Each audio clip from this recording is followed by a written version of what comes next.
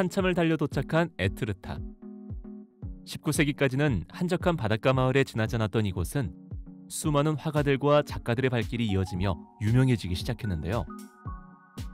드넓은 몽돌 해변과 해안 절벽이 만들어낸 아름다운 풍경이 세계의 예술가들에게 영감을 주기에 충분했습니다. 오늘은 클로드 모네의 인생을 바꾼 에트르타로 함께 떠나보실까요? 모네의 발자취를 따라 생카트린느 언덕에서 많은 예술가들에게 영감을 준 아름다운 에트르타에 도착했습니다. 차로 이동하거나 걸어서 계단을 오르면 팔레즈 다몽 언덕에 도착하게 됩니다. 이 언덕은 자체로도 매력적인 풍경을 가졌지만 에트르타의 명물 코끼리 바위를 감상할 수 있는 뷰포인트이기도 합니다. 코끼리 언덕을 처음 본 소설가 기드 모파상과 알퐁스 카오도 극찬을 마지 않았는데요.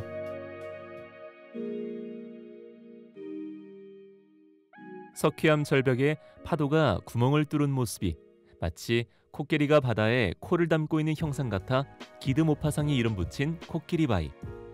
많은 예술가들은 자연이 빚은 이 장엄한 경관을 보고 놀라지 않을 수 없었습니다. 특히 모네는 이곳에서 코끼리 바위를 배경으로 많은 작품을 남겼는데요. 1868년 가난한 모네에게 에트르타에서 그린 겨울바다는 그의 인생의 큰 전환점이 되었습니다. 이후 모네는 노르망디로 이사와 다양한 계절의 에트르타를 각양각색의 모습으로 담아내었습니다. 수많은 영화 속에서 등장한 장엄한 코끼리 바위지만 추리 소설 속에서도 중요한 장소로 다루어졌는데요. 엄마 코끼리 앞에 뾰족하게 솟아올라온 바위는 모리스 루블랑의 궤도 루팡 시리즈 중 기암성에도 등장하는데요. 궤도 루팡이 보물을 숨겨뒀던 곳으로 등장했던 소설 속 핫플레이스입니다.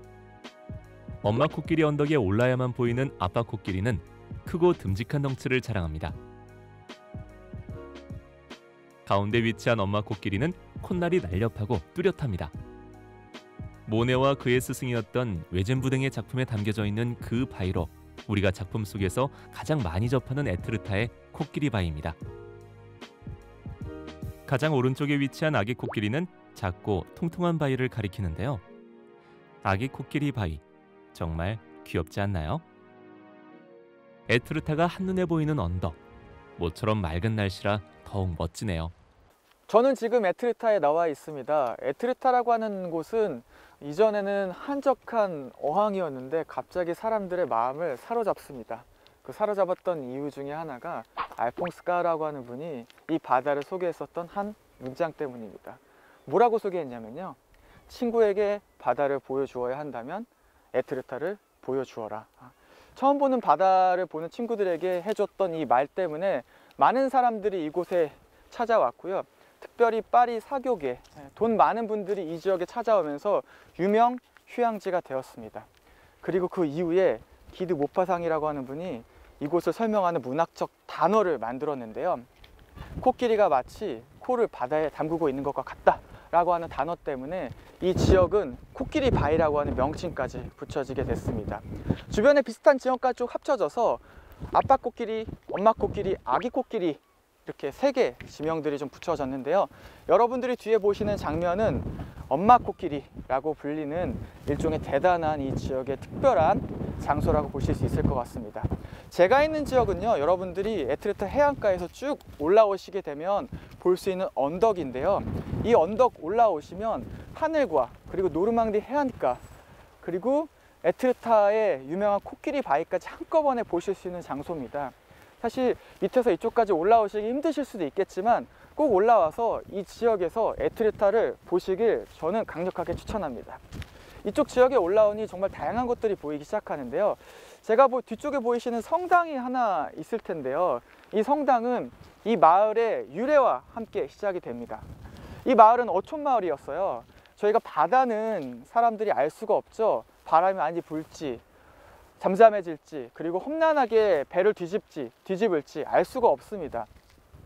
그럴 때 이 사람들이 이곳에 뒤에 보이시는 교회에서 기도를 하고 그리고 배를 몰고 어부들이 떠났다고 합니다. 그래서 이 지역은 노트람들라갸흐라고 해서 보호하는 성모 마리아 성당이고요.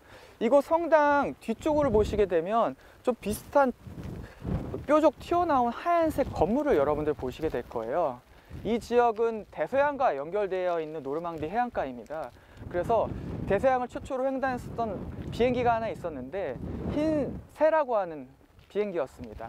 그런데 이 비행기가 날아가다가 실종됐고요. 이 비행기를 추모하면서 사람들이 이곳에 하얀새라고 하는 일종의 조형물을 놓고 이곳에 와서 기념하고 있는 장소입니다. 저는 에트르타에서 이곳에서 꼭 해안가를 구경하시기를 강력하게 추천드립니다. 언덕 위에 우뚝 솟아있는 노트르담 드라가르드 성당은 선원들의 수호 성인으로 주로 바닷가의 높은 곳에 세워져 있는데요. 이로부터 어업이 주가되었던 에트르타. 마을 사람들은 안전한 항해를 위해 기도를 드리곤 했습니다. 바다로 나가기 전 순풍을 만나 순조로운 항해가 되기를 기도하는 선원들의 간절한 바람과 이들이 집으로 무사히 돌아오길 바라는 가족들의 기도가 이어진 것인데요. 마을을 지켜주는 성당 앞에 서니 이내 마음이 평안해지는 듯합니다.